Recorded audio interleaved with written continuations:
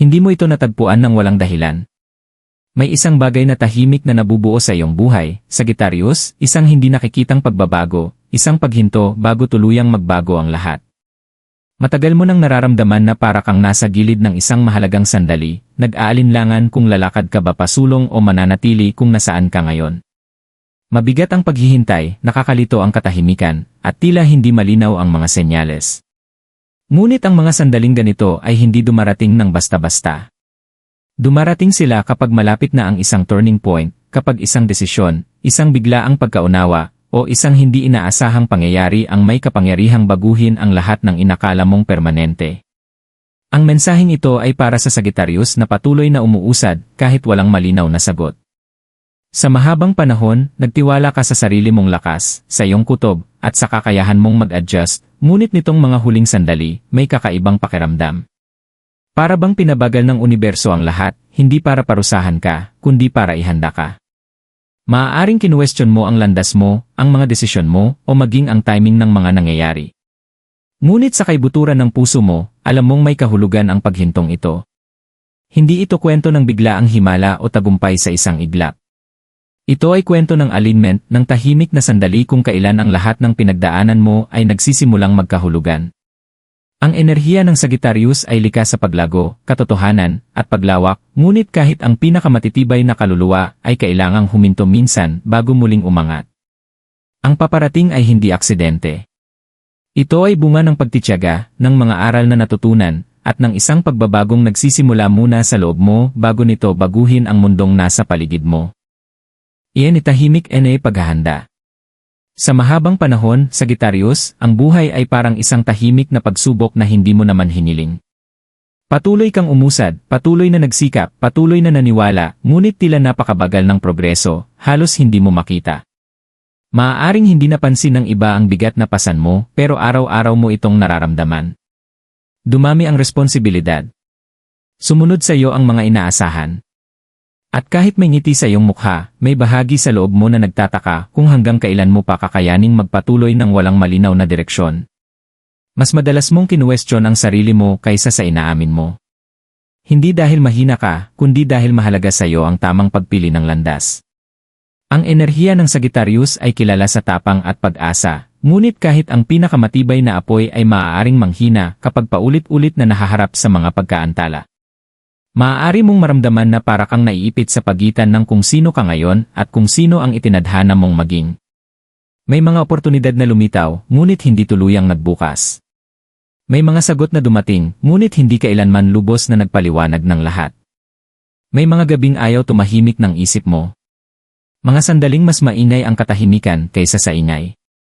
Ramdam mong may kulang, may hindi pa tapos, ngunit hindi mo ito mabigyan ng pangalan. Paulit-ulit mong tinatanong ang sarili mo kung ang pagtitiyaga ba ay tunay na lakas o takot lamang na nagkukubli bilang pagtitiis. Gayunpaman, hindi ka sumuko. Nag-adjust ka. Natuto ka. Naghintay ka.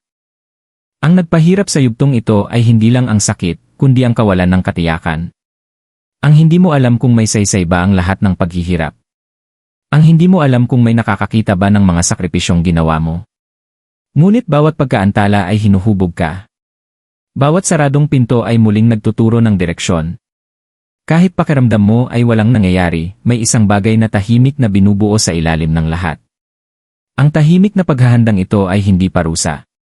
Ito ay paghahanda.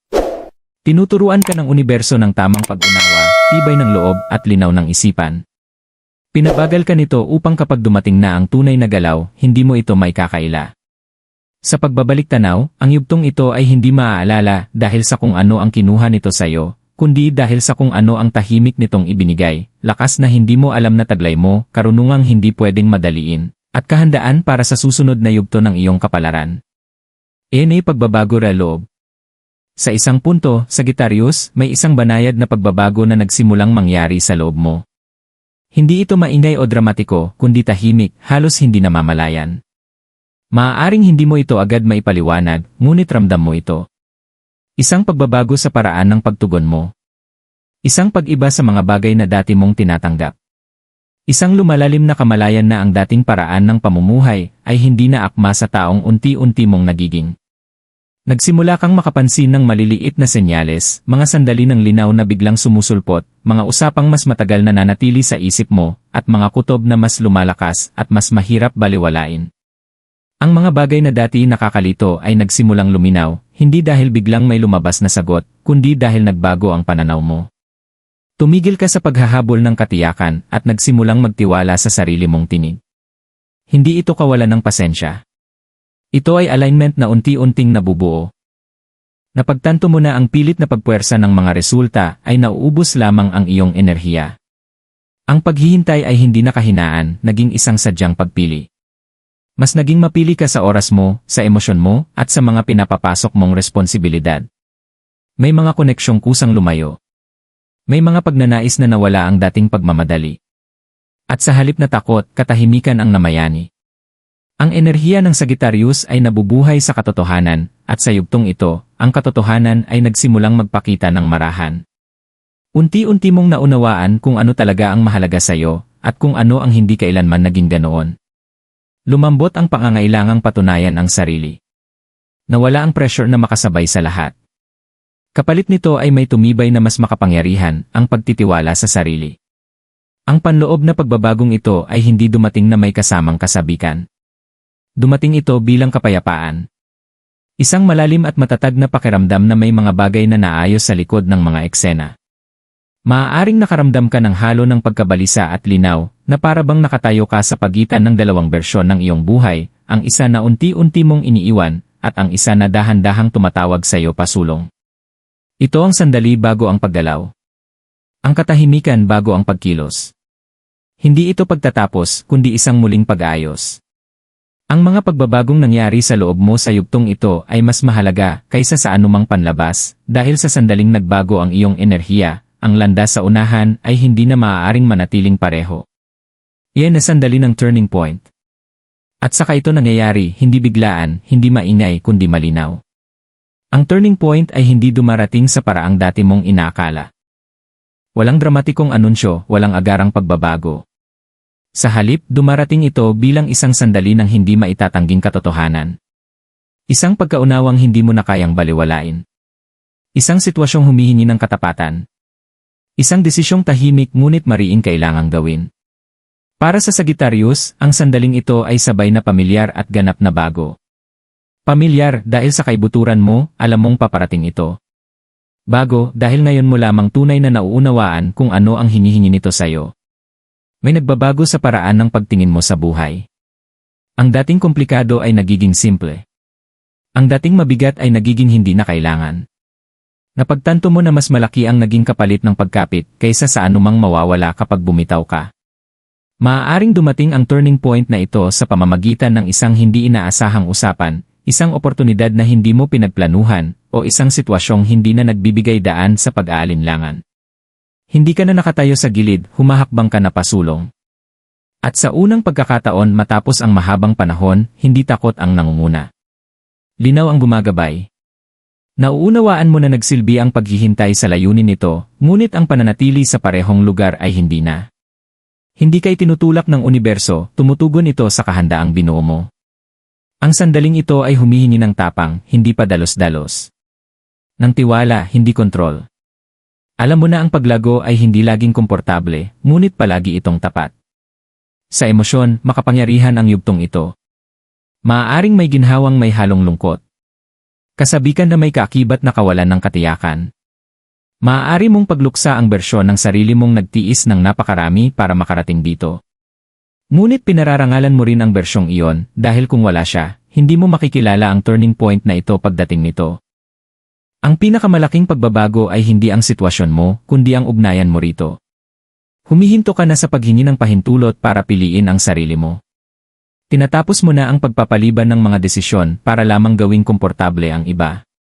Nagsisimula kang gumalaw sa direksyong kaayon ng iyong katotohanan, kahit hindi pa ganap na malinaw ang landas sa unahan. Ang turning point na ito ay hindi nagsasara ng lahat ng kabanata, binubuksan nito ang tamang isa. At sa sandaling ito ay mabuksan, wala nang pagbabalik sa dating paraan ng pamumuhay. Hindi dahil hindi ka pwedeng bumalik, kundi dahil ayaw mo na.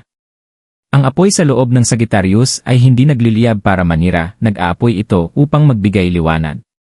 At ngayon, ito ang nagliliwanag sa landas na tatahakin mo pasulong. Pagkatapos ng pagbabago. Pagkatapos ng turning point, hindi agad nagiging perpekto ang buhay, ngunit nagiging tapat ito.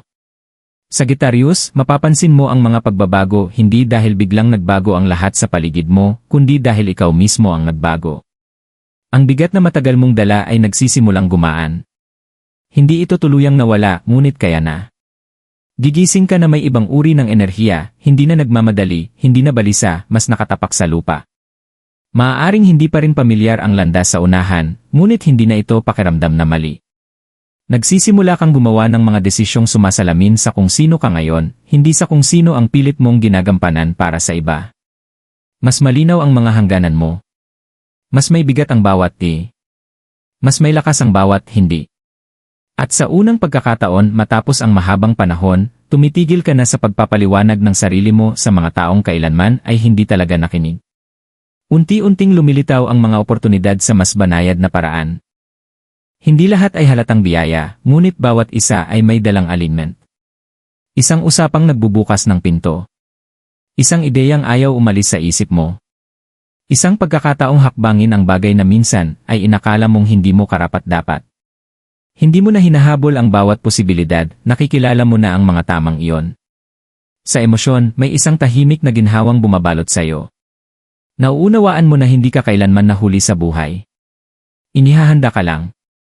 Ang mga pagkaantala, ang kalituhan, ang paghihintay, lahat ng iyon ay humubog sa iyong paghatol.